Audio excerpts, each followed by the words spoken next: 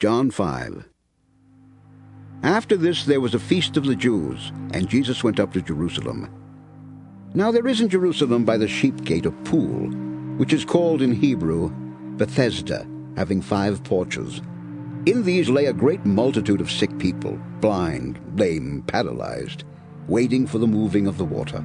For an angel went down at a certain time into the pool and stirred up the water. Then whoever stepped in first, after the stirring of the water, was made well of whatever disease he had. Now a certain man was there who had an infirmity 38 years. When Jesus saw him lying there, and knew that he already had been in that condition a long time, he said to him, "Do you want to be made well?" The sick man answered him, "Sir, I have no man to put me into the pool when the water is stirred up. But while I am coming, another steps down before me." Jesus said to him, "Rise, take up your bed and walk." And immediately the man was made well, took up his bed and walked. And that day was the Sabbath. The Jews therefore said to him who was cured, "It is the Sabbath. It is not lawful for you to carry your bed." He answered them, "He who made me well said to me, 'Take up your bed and walk.'" Then they asked him, "Who is the man who said to you, 'Take up your bed and walk'?" But the one who was healed did not know who it was, for Jesus had withdrawn, a multitude being in that place. Afterward Jesus found him in the temple and said to him, "See, you have been made well. Sin no more, lest a worse thing come upon you." The man departed and told the Jews that it was Jesus who had made him well. For this reason the Jews persecuted Jesus and sought to kill him, because he had done these things on the Sabbath. But Jesus answered them, "My Father has been working until now, and I have been working."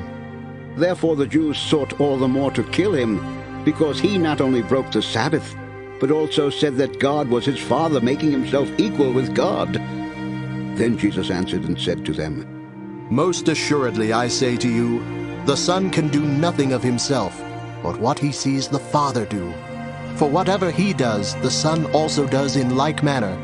For the Father loves the Son, and shows him all things that he himself does. And he will show him greater works than these, that you may marvel. For as the Father raises the dead and gives life to them, even so the Son gives life to whom he will. For the Father judges no one, but has committed all judgment to the Son, that all should honor the Son just as they honor the Father. He who does not honor the Son does not honor the Father who sent him. Most assuredly I say to you, he who hears my word and believes in him who sent me has everlasting life, and shall not come into judgment, but has passed from death into life. Most assuredly I say to you, the hour is coming, and now is, when the dead will hear the voice of the Son of God, and those who hear will live. For as the Father has life in himself, so he has granted the Son to have life in himself, and has given him authority to execute judgment also, because he is the Son of Man. Do not marvel at this, for the hour is coming in which all who are in the graves will hear his voice and come forth, those who have done good to the resurrection of life, and those who have done evil to the resurrection of condemnation. I can of myself do nothing. As I hear, I judge, and my judgment is righteous, because I do not seek my own will, but the will of the Father who sent me. If I bear witness of myself, my witness is not true. There is another who bears witness of me, and I know that the witness which he witnesses of me is true. You have sent to John, and he has borne witness to the truth. Yet I do not receive testimony from man, but I say these things that you may be saved. He was the burning and shining lamp, and you were willing for a time to rejoice in his light. But I have a greater witness than John's, for the works which the Father has given me to finish, the very works that I do, bear witness of me that the Father has sent me. And the Father himself who sent me has testified of me. You have neither heard his voice at any time, nor seen his form. But you do not have his word abiding in you, because whom he sent, him you do not believe. You search the Scriptures, for in them you think you have eternal life, and these are they which testify of me. But you are not willing to come to me that you may have life.